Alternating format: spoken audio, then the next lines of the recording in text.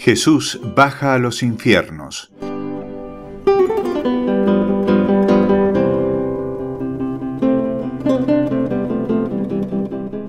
Cuando Jesús, dando un grito, expiró, yo vi su alma celestial como una forma luminosa penetrar en la tierra al pie de la cruz. Muchos ángeles, en los cuales estaba Gabriel, la acompañaban.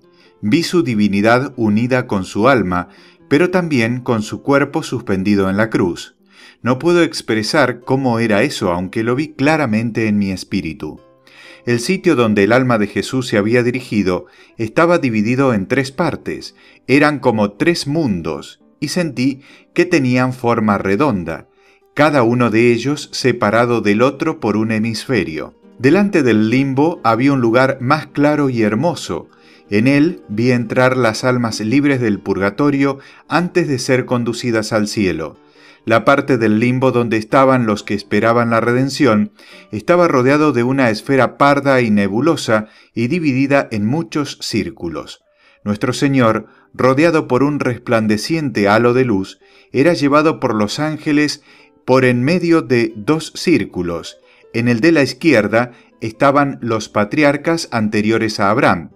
En el de la derecha, las almas de los que habían vivido desde Abraham hasta San Juan Bautista.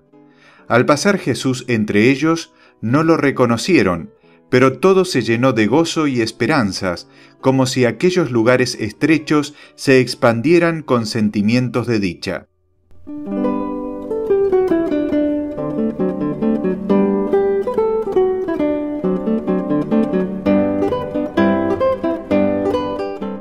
Jesús pasó entre ellos como un soplo de aire, como una brillante luz, como el refrescante rocío.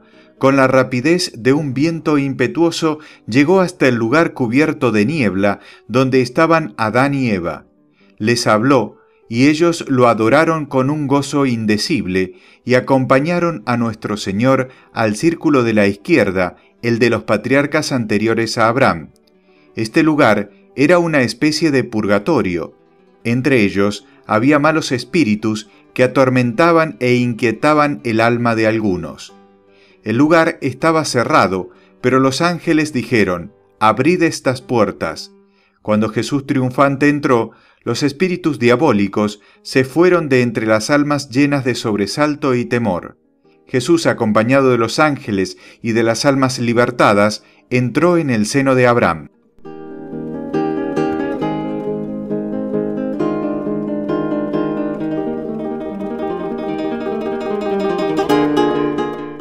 Este lugar me pareció más elevado que las partes anteriores, y solo puedo comparar lo que sentí con el paso de una iglesia subterránea a una iglesia superior.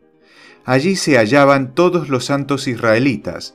En aquel lugar no había malos espíritus. Una alegría y una felicidad indecibles entraron entonces en estas almas que alabaron y adoraron al Redentor. Algunos de estos fueron a quienes Jesús mandó volver a la tierra y retomar sus cuerpos mortales para dar testimonio de él. Este momento coincidió con aquel en que tantos muertos se aparecieron en Jerusalén. Después vi a Jesús, con su séquito, entrar en una esfera más profunda, una especie de purgatorio también, donde se hallaban paganos piadosos que habían tenido un presentimiento de la verdad y la habían deseado. Vi también a Jesús atravesar como libertador muchos lugares donde había almas encerradas, hasta que finalmente lo vi acercarse con expresión grave al centro del abismo.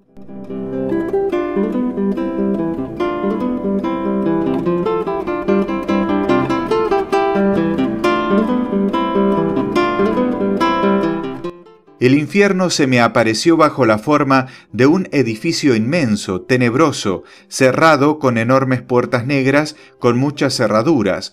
Un aullido de horror se elevaba sin cesar detrás de ellos. ¿Quién podría describir el tremendo estallido con que esas puertas se abrieron ante Jesús? ¿Quién podría transmitir la infinita tristeza de los rostros de los espíritus de aquel lugar?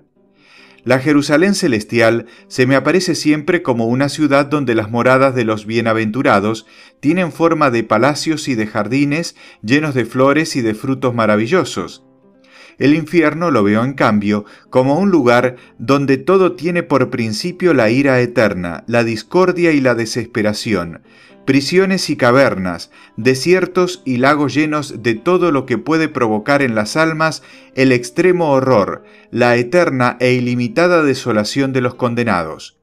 Todas las raíces de la corrupción y del terror producen en el infierno el dolor y el suplicio que les corresponde en las más horribles formas imaginables. Cada condenado tiene siempre presente este pensamiento, que los tormentos a que está entregado son consecuencia de su crimen, pues todo lo que se ve y se siente en este lugar no es más que la esencia, la pavorosa forma interior del pecado descubierto por Dios Todopoderoso. Cuando los ángeles, con una tremenda explosión, echaron las puertas abajo, se elevó del infierno un mar de imprecaciones, de injurias, de aullidos y de lamentos. Todos los allí condenados tuvieron que reconocer y adorar a Jesús, y este fue el mayor de sus suplicios. En el medio del infierno había un abismo de tinieblas al que Lucifer, encadenado, fue arrojado y negros vapores se extendieron sobre él. Es de todos sabido que será liberado durante algún tiempo, 50 o 60 años antes del año 2000 de Cristo. Las fechas de otros acontecimientos quedaron fijadas, pero no las recuerdo, pero sí que algunos demonios serán liberados antes que Lucifer para tentar a los hombres y servir de instrumento de la divina venganza.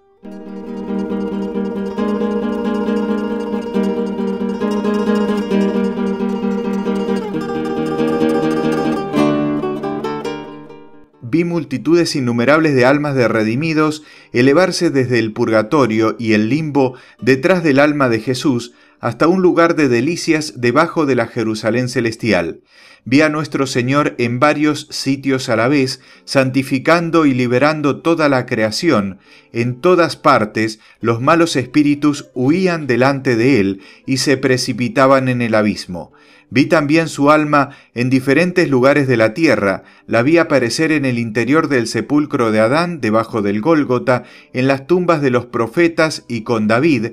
A todos revelaba los más profundos misterios y les mostraba cómo en él se habían cumplido todas las profecías.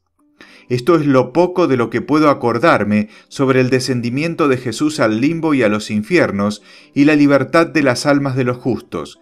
Pero además de este acontecimiento, nuestro Señor desplegó ante mí su eterna misericordia y los inmensos dones que derrama sobre aquellos que creen en Él.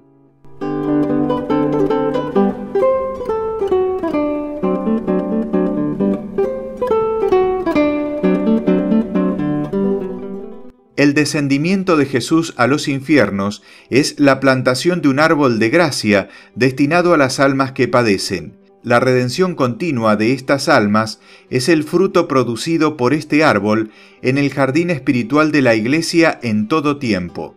La Iglesia debe cuidar este árbol y recoger los frutos para entregárselo a la Iglesia que no puede recogerlos por sí misma. Cuando el día del juicio final llegue el dueño del árbol, nos pedirá cuentas, y no solo de ese árbol, sino de todos los frutos producidos en todo el jardín.